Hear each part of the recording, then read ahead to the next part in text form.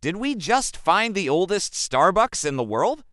In 2025, archaeologists made a new secret discovery in ancient Egypt. They found a 3,400-year-old coffee cup from the time of the Pharaohs. The cup was discovered at the archaeological site of El Kab, which is located about 300 miles from Cairo. It dates back to around 1400 BC during the reign of Pharaoh Akhenaten. What's really interesting about this discovery is that it predates the traditional origin story of coffee by more than 1,000 years.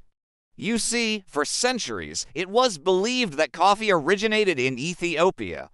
But now some experts believe that ancient Egyptians were drinking a type of coffee that may have originated in Yemen or Oman. The reason why this discovery is so significant is because it challenges the traditional narrative about the origins of coffee. It also raises a lot of questions about how coffee got from the Middle East to Ethiopia. And it makes us wonder if there's anything else that we don't know about the Egyptians. Stay tuned for more updates.